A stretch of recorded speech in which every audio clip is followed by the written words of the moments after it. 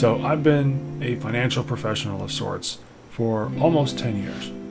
And there are a wide variety of lessons that I've learned, both as it relates to finance and as it relates to my career and building a career in general.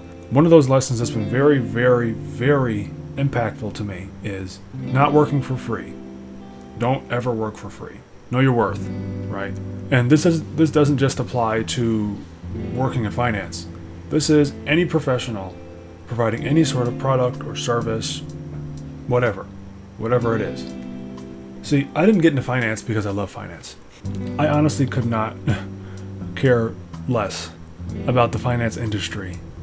I don't feel particularly passionate about the market or investments. I'm not someone who's super interested in day trading, or I don't really care too much about ETFs, right? These things themselves don't interest me.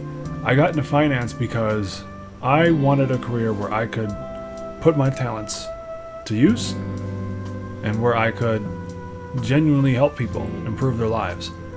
And when I was in university working a bank job, I saw how much people needed help with their finances, how often we engage with our finances and we don't know what we're doing, right? This is an aspect of life that is completely and totally necessary, something that we deal with on a day-to-day basis, right? 24/7. There's almost never a moment where we don't need money or to be thinking about or be concerned with matters related to or regarding money, right? It's a very constant thing, and it can be a very stressful thing.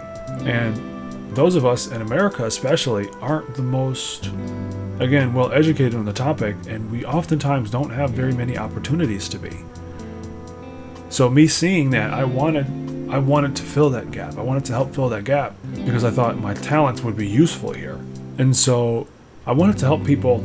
I didn't have too much interest in helping like particularly wealthy people who just do very, very well for themselves, right? It's like, oh, I'm just gonna get paid helping the rich get richer. Like, what is that gonna do for me and my purpose, right? I don't have an interest in that. I wanted to help people that were average, everyday people, and then also the people who maybe struggle a little bit more than average. And so, despite the fact that I was looking to make a career out of this, oftentimes I would help people try to get their finances together, and I either wouldn't ask them to pay me, or the amount that I would ask them is far, far, far below the value that I would be providing for them in their lives, right? I mean, you're talking like helping somebody get out of debt and learn how to manage their finances better.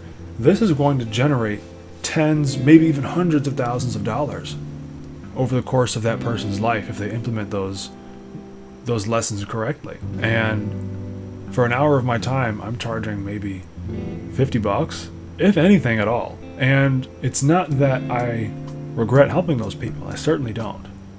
I love seeing people take control of their lives, right? And then do better, do well for themselves. However, what I very quickly learned is that a lot of people, while we want something free, oftentimes we don't value something that's free. The things that we value, the things that your average person cares about the most, are the things that we had to do some kind of work for. It had to cost us something.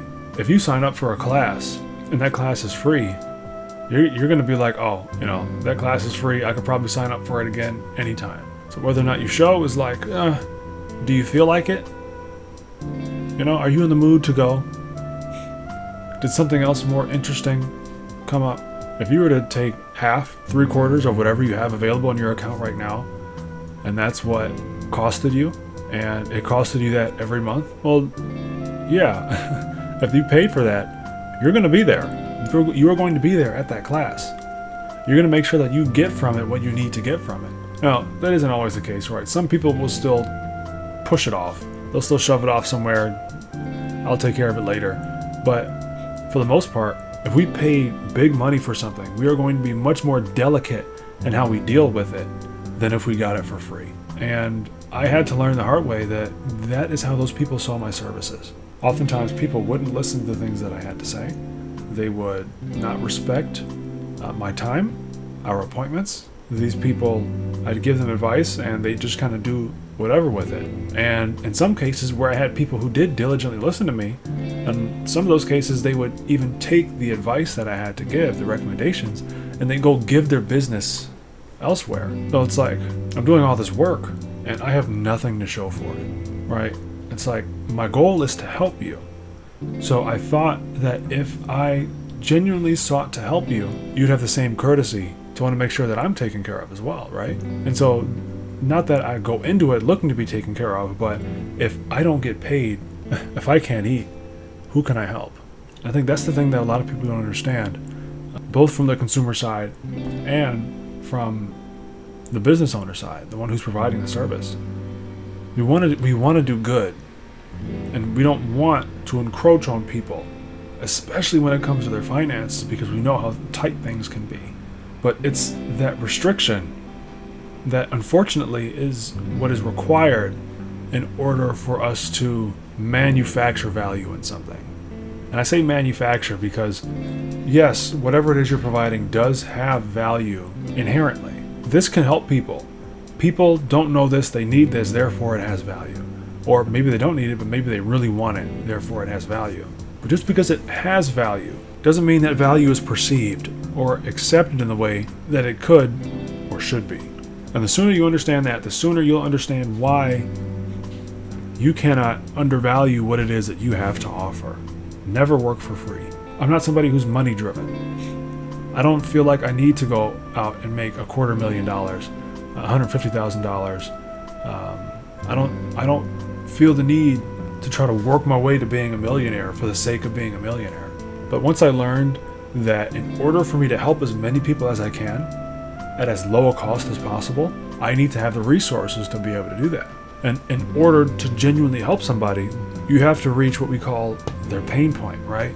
They have to reach a point to where they are willing to genuinely accept, consider, and act on that service or that product that it is that you're selling to them. And so regardless of how badly people are struggling, right? I've helped people who are so far in debt you wouldn't believe. I mean, everybody's seen Caleb Hammer's financial audit. Yeah, that same service, I provide that to people. I've been providing that to people for years. And you think the people on there are ridiculous, because they are. Now, if they were paying Caleb lots of money for that service, I guarantee you many of them either wouldn't show up or they would take it more seriously. And they're not showing up because they're not taking it seriously. How much does this life change, does this life improvement mean to you? If you really want to change, what is the price you are willing to pay? Whether that be in time, whether that be in money, whether that be in, labor. There's a cost associated with any and everything. And you have to understand that the people who are not willing to pay that cost, no matter how badly they need help, are not ready to accept that help. So you shouldn't be chasing after them. And being somebody who wants to help as many people as possible, that was a very painful lesson for me to learn. Because that means that these people that are struggling, that I see struggling, I have to leave them to struggle. Because coming out of that struggle isn't worth it to them. If they knew how to get out of it, they'd get out of it by now. If they had the ability to fix their situation, they wouldn't need you. They wouldn't need what it is that you have to offer. If they were able to figure it out on their own, they would have. Don't work for free. You need to know the value of what it is that you bring to the table. And you should act on it. Now, don't let it go to your head, right? Don't get overconfident. However, you should most definitely know the value, the importance, the price, the cost of what it is that you provide. And you need to make sure that you ask for that you demand that you don't settle for less than that. Now, of course, I don't mean that in a literal sense necessarily. If you're just getting started in your business and you know your business idea is worth $48 million, right? You can't just walk out in the streets and demand $48 million, right? It's still going to take some work. It's going to take some effort. However, we're just going to go right back to the main point. You need to know that what you have is worth something. And you need to know and be able to identify the people who are ready to identify in you their need. And not just their need, but the solution to it. It's been a learning process for sure. it has definitely been a learning process. It's been very humbling. However, I'm definitely looking forward to completely coming out on the other side of it. And if any of you have similar stories, similar struggles, then feel free. Let me know down in the comments. Let me know what's going on. I want to hear. I want to hear about what you guys got going on, and I'm excited to seeing you guys come out on the other end as well. So, if this was helpful to you, then please leave a like, leave a comment, a follow, subscribe, and be sure to stay tuned to get into and stay into your money mentality.